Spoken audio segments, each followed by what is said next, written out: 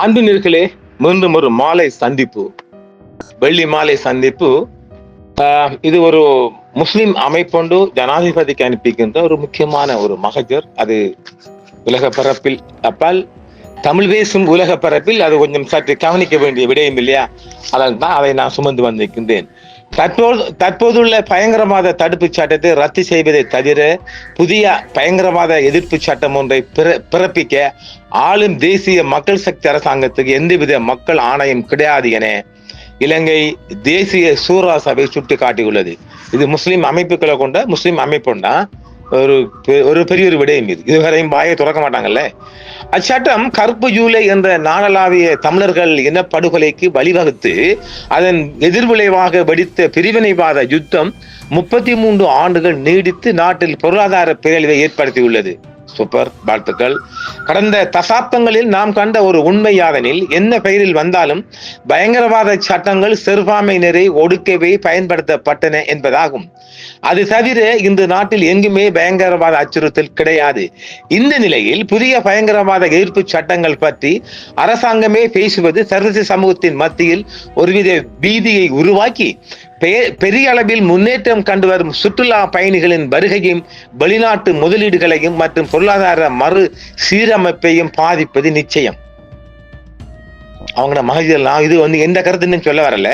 அது மட்டுமல்லாமல் ஜனாதிபதி தேர்தல் மற்றும் பாராளுமன்ற தேர்தலுக்கு முன் தாம் ஆட்சிக்கு வந்தால் பயங்கரவாத தடுப்பு சட்டத்தை ஒழிப்பதாகவே ஜனாதிபதி அனுரகுமார திசாநாயக்கவும் அவரது அரசும் வாக்குறுதி அளித்தது. அவ்வாறு செய்வதற்கு மக்கள் ஆணையை வழங்கினார்கள். மாறாக புதிய பயங்கரவாத தடுப்பு சட்டங்களை கொண்டு வர மக்கள் ஆணை வழங்கப்படவில்லை என்பதையும் தேசிய சூரா சபை நினைவூட்ட விரும்புகிறது.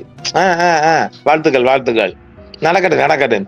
இது தொடர்பாக தேசிய சூரா சபை ஜனாதிபதி அனுரகுமார திசாநாயக்க அவர்களுக்கு ஒரு கடிதத்தை அனுப்பியதுடன் அதில் கடந்த 20 ஆண்டுகள் நிறைவேற்று அதிகாரம் மற்றும் காவல்துறையின் விரிவான அதிகாரங்கள் கிடைக்குமாறு போதுமான பல்வேறு சட்டங்கள் ஏற்கனவே இயற்றப்பட்டுள்ளமை பற்றியும் சுட்டிக்காட்டப்பட்டுள்ளது. பயங்கரவாதம் முற்றிலுமாக அளிக்கப்பட்டு 16 ஆண்டுகள் கடந்து தற்போது இங்கு எந்த விதமான பிரிவினைவாதிகளோ பயங்கரவாதிகளோ இல்லாமல் நாடு சுமூகமாக செயல்பட்டு வரும் நிலையில் பயங்கரவாத தடுப்பு தொடர்பான புதிய சட்டங்களுக்கு எந்த அவசியமும் கிடையாது எனவும் சூரா சபை அந்த கடிதம் சுட்டிக்காட்டி இருக்கின்றது. ஜனாதிபதிக்கு தேசிய சூரா சபை எழுதிய கடிதத்தின் முழு விவரம் வருமாறு. தேசிய சூரா சபை தேசிய அளவிலான முஸ்லிம் சமூக அமைப்புகளை உள்ளடக்கிய பொது சிவில் அமைப்பாகும்.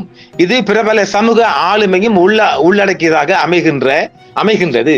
2012ஆம் ஆண்டு முதல் முஸ்லிம் சமூகத்தின் மீது கட்டவிழ்த்து நாட்டின் பல இடங்களில் முஸ்லிம் மக்களுக்கு எதிரான வன்முறைகள் தொடர்வதற்கு வழிவகுத்த முஸ்லிம் விரோத செயற்பாடுகளின் பின்னணியில் 2013ஆம் ஆண்டு இந்த அமைப்பு நிறுவப்பட்டது. தேசிய மக்கள் சக்தி தனது சமீபத்திய ஜனாதிபதி மற்றும் பொது தேர்தல் விஞ்ஞாபனத்தில் பயங்கரவாத தடுப்பு சட்டம் PTA பிரிவென்ஷன் டெரரிசம் ஆக்ட் என்று சொல்றோம் இல்லையா, அவை ரத்து செய்யும் என தெளிவாகவே வாக்குறுதி அளித்துள்ளது. ஆனால் பயங்கரவாத தடுப்பு சட்டத்துக்கு பதிலாக வேறொரு சட்டம் கொண்டு வரப்படும் என தேர்தல் விஞ்ஞாபனத்திலோ பிரச்சாரங்களிலோ அறிக்கைகளோ தெரிவிக்கப்படவில்லை. பயங்கரவாத தடுப்பு சட்டத்தை ரத்து செய்வது என்றுதான் வாக்குறுதியாய் அமைந்ததை ஒழிய அதற்கு பதிலாக புதிய சட்டம் கொண்டு வருவது என்று எங்கேயும் குறிப்பிடப்படவில்லை. 79ஆம் ஆண்டில் பயங்கரவாத தடுப்பு சட்டம் இயற்றப்பட்டதிலிருந்து தமக்குரிய நிறைவேற்று அதிகாரத்தை பயன்படுத்தி அப்போதைய ஆட்சியாளர்கள் இந்த சட்டத்தை தவறாக பயன்படுத்தினார்கள். இதுவே 83ஆம் ஆண்டு தமிழர் விரோத கலவரம் உட்பட தீவிரவாதத்தின் வளர்ச்சிக்கு அமைந்த காரணங்கள் ஒன்றாகவும் அமைந்தது. பயங்கரவாத தடுப்பு சட்டம் வன்முறையை ஒழிக்கவில்லை, மாறாக தீவிரவாதத்தை பெருக்கி நாட்டை 30 ஆண்டுகளுக்கு மேற்பட்ட காலம் நீண்ட போர் ஒன்றில் தள்ளியது. இது நாட்டை பொருளாதார ரீதியாக சீரழித்ததுடன் ஆயுத உற்பத்தி நாடுகளுக்கு பெரும் வருமானத்தை ஈட்டியும் கொடுத்துள்ளது. 2009ஆம் ஆண்டு மே மாதம் யுத்தம் முடிவடைந்த பின்னர் பயங்கரவாத தடுப்பு சட்டமானது முஸ்லிம்கள் மற்றும் கிறிஸ்தவர்களுக்கு எதிராக உருவான வெறுப்பு பிரசாரங்களை கட்டுப்படுத்த பயன்படுத்தப்படவில்லை. 2014ஆம் ஆண்டு முதல் முஸ்லிம் சமூகத்தின் மீதான தாக்குதல்கள் தொடர்ந்த வண்ணம் இருந்தன. 2018ஆம் ஆண்டு மட்டும் 25க்கு மேற்பட்ட பள்ளிவாசல்கள் தாக்கப்பட்டன. 21 ஏப்ரல் 2019 இடம்பெற்ற ஈஸ்டர் தாக்குதல்களுக்கு தொடர்ந்து நியமிக்கப்பட்ட பாராளுமன்ற தெரிவுக்குழுவும் ஜனாதிபதி ஆணைக்குழுவும் 7 பெரும்பான்மைவாத தீவிரவாத அமைப்புகளின் நடவடிக்கைகளும் ஈஸ்டர் தாக்குதலுக்கு காரணமாக அமைந்தமையை சுட்டிக்காட்டினேன். இத்தகைய வரலாற்று பின்னணியில் நாம் தேசிய மக்கள் சக்தியிடம் அதன் வாக்குறுதியை மதித்து பயங்கரவாத தடுப்பு சட்டத்தை ரத்து செய்யுமாறும் அச்சட்டத்துக்கு பதிலாக வேறு எந்த சட்டத்தையும் கொண்டு வர வேண்டாம் என்றும் கேட்டுக்கொள்கிறோம். நீங்க கேட்டா செஞ்சிருவாங்க பாருங்க. கடந்த 25 ஆண்டுகளுக்குள்ளால் ஏற்கனவே பல தடவைகள் புதிய பல்வேறு பாதுகாப்பு சட்டங்கள் நிறைவேற்றப்பட்டுள்ளன. இச்சட்டங்கள் நிர்வாக அதிகாரிகளுக்கும் காவல்துறைகளுக்கும் பரந்த அதிகாரங்களை வழங்கி உள்ளதால் புதிய பயங்கரவாத தடுப்பு சட்டம் பயங்கரவாத எதிர்ப்பு சட்டம் உருவாக்குவது தேவையற்றது என்பதனை வலியுறுத்துகிறோம். இலங்கையில் பயங்கரவாதம் ஒழிக்கப்பட்டு 16 ஆண்டுகள் நிறைவடைந்துள்ளன. தற்போது தீவிரவாதத்துக்கான எந்த ஆபத்தும் இல்லாத நிலையில் பயங்கரவாத தடுப்பு சட்டம் தொடர்ந்து நடைமுறையில் இருப்பதானது எமது நாட்டை பற்றி ஒரு எதிர்மறைவான அபிப்பிராயத்தை உலகளவில் ஏற்படுத்தும். அதன் விளைவாக சுற்றுலாத்துறை, வெளிநாட்டு முதலீடுகள் மற்றும் பொருளாதார முன்னேற்றங்கள் பாதிப்படையும் என நம்புகிறோம். இது உண்மைதான். பயங்கரவாத தடுப்பு சட்டத்தின் கொடூரமான அம்சங்களை மாறுபட்ட பெயரில் மீண்டும் கொண்டு வர சில வெளிநாட்டு தரப்புகள் அழுத்தம் கொடுக்கின்றன. இதன் நோக்கம் இலங்கை இன்னும் தீவிரவாத ஆபத்துக்குட்பட்டதாக இருக்கிறது என்ற பிம்பத்தை உருவாக்கி நாட்டின் பொருளாதார மேம்பாட்டை தடுப்பதாகவும் இந்து சமுத்திரத்தில் நிலவும் பலம் பொருந்திய நாடுகளுக்கு இடையிலான மோதல்களில் இலங்கையை அடிமைத்தனமாக நிலைக்கு கொண்டு செல்வதாக அமையுமாக இருக்கலாம். உண்மைதான் அது. வெரி குட், வாழ்த்துக்கள். நல்ல கண்டுபிடிப்பு, நல்ல ஆராய்ச்சி, வாழ்த்துக்கள்.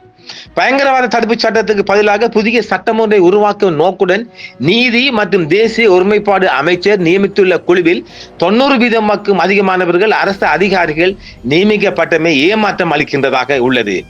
இது அரசியலமைப்பின் சுவாதீனத்துக்கும் நீதிக்கும் தேசிய ஒருமைப்பாடுக்கும் முரணானதொரு விடயமாகும். இக்குழுவில் சுவாதீனமான பல்துறைகளை பிரதிநிதித்துவம் செய்யும் உறுப்பினர்களில் ஒரு முஸ்லிம் உறுப்பினரும் இல்லாமல் ஏமாற்றம் தருவதா உள்ளது என்றும் தேசிய சூரா சபை தெரிவித்திருக்கின்றது.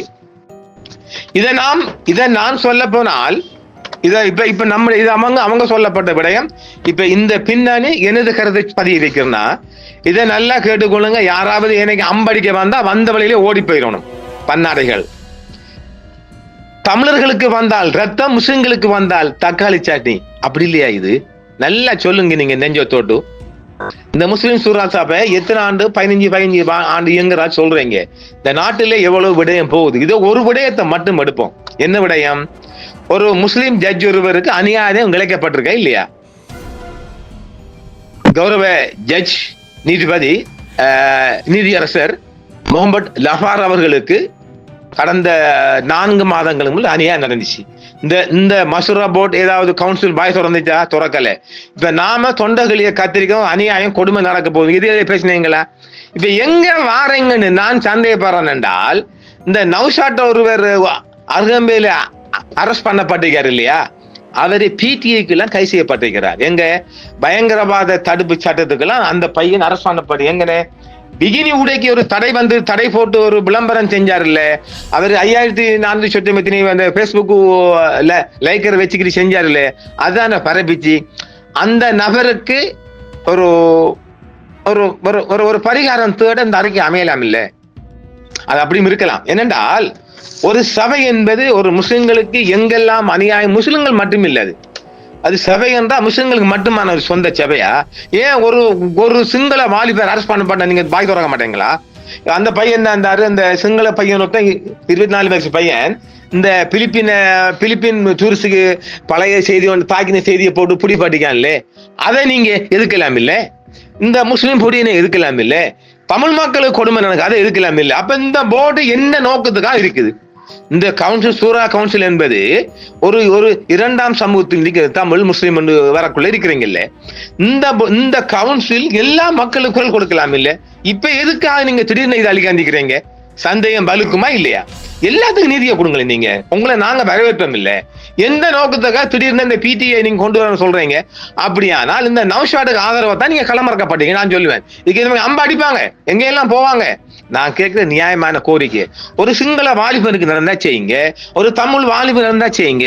உங்களுக்கு வந்தா தானே தக்காளி சட்னி, மற்றவனுக்குலாம் ரத்தம். அது இதை எனக்கு அது பார்க்கல. நான் எப்படி பார்க்கறேன், எந்த கோணத்துல இதை மக்கள் நீங்க பாக்குறீங்க தெரியல. ஒரு ஒரு ஒரு ஒரு நியாயமான முஸ்லிம் அமைப்பாண்டால் இந்த நாட்டு நடக்கிற எல்லா அநியாயத்துக்கும் நீங்க குரல் கொடுக்கணும். அதுதான் நியாயமா இருக்கு. ஏதோ ஒரு உள்நோக்கம் கொண்டு நீங்க தூக்கிட்டு ஓடி வந்துக்கிறீங்க. இது திடீரென்று வந்துக்கிறீங்க, சடன்லியா வந்துக்கிறீங்க. என்னத்துக்காக வந்துக்கிறீங்க? இதை நான் வெளிப்படையா சொல்லிட்டேன்னா இனி நம்ம நேர்கள் புரிஞ்சு கொள்ளுங்க. இது எந்த நோக்கத்தின் அடிப்படையில் நீங்க வந்திருக்கிறீங்க, இது அதை சொல்லுங்க முதல்ல. இப்ப ஏன் முஸ்லிம்கள் மீது தான் வந்து சொல்றாங்களா, செய்யறாங்களா? இல்லையே. பிடிஏ எல்லாத்துக்கும் தான் செய்யறாங்க. ஏன் சிங்கள அன்னைக்கு மருதான சிங்கள ரிப்போர்ட்டரை அரெஸ்ட் பண்ணலையா? அது என்ன இதுக்கு உங்களுக்கு மட்டும் சொல்றீங்க? பிடிஏ பொதுவாக இந்த இலங்கையில் இருக்கிற மனித குலத்துக்கு எதிரான சட்டம். அதுக்கு எந்த மாற்று கருத்து இடம் இல்லை. நாங்க எந்த எல்லைக்கும் போவோம், அடிச்சு அள்ளி போடுங்க எங்களை. பிடிஏ இந்த இலங்கைக்குள்ள பொடா சட்டம் இந்தியாவுக்குள்ள மனித குலத்துக்கு எதிரானது போன்று இலங்கைக்குள்ள பிடிஏ மனித குலத்துக்கு எதிரான ஒரு சட்டம். அது சிங்களவர் என்ன, தமிழர் என்ன, முஸ்லிம்களுக்கு எல்லாருக்கும் வருது. அப்ப நீங்க நீதி நியாயமா நாக்கலன்னா எல்லா சமூகத்துக்கும் குரல் கொடுங்களேன். ஏன் இப்ப திடீர்னு அள்ளி ஓடி வந்திக்கிறீங்க? காலங்காத்தாலே அந்த பையன் பிடிஐக்கு எல்லாம் வந்திருக்குது. அது பிடிஐக்கு சம்பந்தம் இல்லாத ஒரு விடயம். அது அவர் அரசாங்கத்துக்கு விரோதம்னா பேங்க்ரா சட்டம் இல்லையே, வேற சட்டத்துக்குள்ள வேலை பேங்க்ரா போட்டிக்கிறாங்க. ஏன் அள்ளி ஓடி வந்திக்கிறீங்க? இதுக்குள்ள என்னமோ புதையல் இருக்குது. அதை மக்கள் புரிஞ்சு கொள்ளுங்க. இது ஒரு இல்ல இருக்காங்க, பெரிய விஐபி இருக்கிறாங்க, நான் இல்லைன்னு சொல்ல மாட்டேன். ஆனாலும் நீங்க ஒரு நீதி நியாயம் என்று சொன்னால் ஒரு தமிழ் ஜட்ஜிக்காக குரல் கொடுங்க. ஏன் வடகிழக்கு நீங்க பார்க்கவே மாட்டீங்களா? கொழும்பு நடந்தா மட்டும்தான், கொழும்புல வாழ்ல மட்டும்தானா முஸ்லீம்? இங்க வடகிழக்குல பெருமையாம தமிழ் மக்களுடன் இணைந்து புனைந்து இடியாப்பமும் புட்டும் தேங்காய் புட்டுமா வாழ்றாங்க இங்க தமிழ் முஸ்லீம் மக்கள். அந்த ரெண்டு மக்களுக்காக நீங்க குரல் கொடுங்க. எல்லா மக்களும் சரியா அந்த சிங்கள வாலிபருக்கு கொடுங்க. அன்றைக்கு ஒரு அந்த பயங்கரவாத தடை சட்டம் வேண்டும் வேண்டும் வேண்டும் வேண்டும் குரல் எடுத்து ஒரு சிங்கள ரிப்போர்ட்டர் அரெஸ்ட் பண்ணப்பட்டு அந்த மாலையை ரிலீஸ் செய்யப்பட்டார். அவருக்காக குரல் கொடுங்க. அப்ப எல்லா மக்களுக்காக கொடுங்களேன். ஏன் நீங்க இதை திருநெல்வேலி காந்திக்கிறீங்க? ஆகையினால எமது நேர்களே, ஒரு அமைப்புன்னு சொன்னால் சிங்களம் போனா நமக்கு சிங்கள அமைப்பு கொடுக்காது. அது ஒரு தமிழ் முஸ்லிம் என்ற அமைப்பு நம்ம எல்லா இன மக்களுக்கு குரல் கொடுத்தால் அது நியாயமான கோரிக்கையும் நியாயமான அமைப்பாகவும் பார்க்கலாம். ஒரு உள்நோக்கம் கொண்டு ஒருவருக்காக வந்தால் உங்கள்கிட்ட என்னதை நாங்க சொல்ல போறோம்? நாங்க எவ்வளவோ சொல்லலாம், எங்களுக்கு வேண்டாம், நாங்க வாயை பொத்துறோம். இதை பத்தி நாம நிறைய சொல்லலாம். இந்த ஏன் நீங்க நீதியர் இந்த எங்களை நீதிபதி இளஞ்சலுக்கா நீங்க வந்து குரல் கொடுத்தீங்களாம். முகமது லஃபார் அவளுக்கு இன்னும் 2 வாரம் தான், 1 வாரம் 2 வாரம் தான் இருக்குது.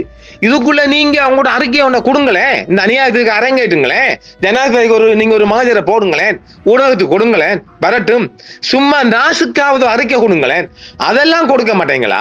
அப்ப உங்களுக்கு பிடிஏ மட்டும் என்னதுக்கு அவசியமா தேவைப்படுது? உங்களுக்கு இதை ஏன் கன்சிடர் கேட்கறீங்கன்னா உங்களுக்கு ஒரு உள்நோக்கம் இருக்குது. அந்த உள்நோக்கம் இருந்தாலும் எல்லா இன மக்களுக்காக கொடுங்களேன். நீங்க ஒரு பழம்பொருந்தி அமைப்பு உங்களுக்குள்ள இருக்கிறீங்கன்னு கொடுங்களேன்.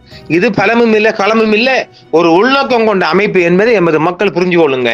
இந்த அமைப்பு யாருக்கா இயங்குது எனக்கு தெரியாது. ஆனால் இதை நாம சொல்லத்தால இவங்க கோவிச்சுக்கு போகலாம். ஆனால் எல்லா மக்களுக்காக கொடுத்தால் ஒரு நீதியா இருக்கும். ஏன் இந்த நீதியரசர் முகமது லஃபார் அவர்களுக்கு நடந்த கொடுமை இல்லையா?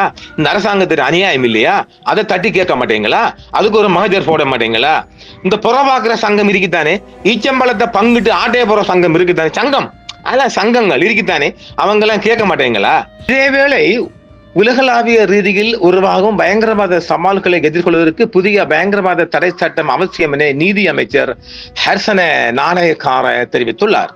தற்காலிக விதிமுறைகளை கொண்ட பயங்கரவாத தடை சட்டத்திற்கு பதிலாக புதிய சட்டம் ஒன்றை உருவாக்கும் நோக்கிலான யோசனை தொகுப்பு நேற்றைய தினம் அமைச்சரவையில் சம்மதிக்கப்பட்டுள்ளது. தனிநபர்கள் மற்றும் அமைப்புகளின் 240 பேரை கொண்ட குழு ஒன்று குறித்த யோசனை தொகுப்பை சமர்ப்பித்துள்ளது. இதன்போது புதிய பயங்கரவாத சட்டம் ஒன்றை உருவாக்கும் நோக்கில் கடந்த அரசாங்கங்கள் ஆணைக்குழுக்களை நியமித்திருந்த போதிலும் சட்டம் உருவாக்கப்படவில்லை என்பதை அமைச்சர் சுட்டிக்காட்டியுள்ளார். அத்துடன் தற்போது புதிய சட்டத்தை உருவாக்குவதற்கு தேவையான நடைமுறைகளை ஆரம்பிக்கப்பட்டுள்ளதாகவும் அவர் தெரிவித்துள்ளார். அப்ப ஒரு புதிய பயங்கரவாத தடை சட்டத்தை அதாவது ஜேவிபி என்பிபி அவ்வளவுதான்.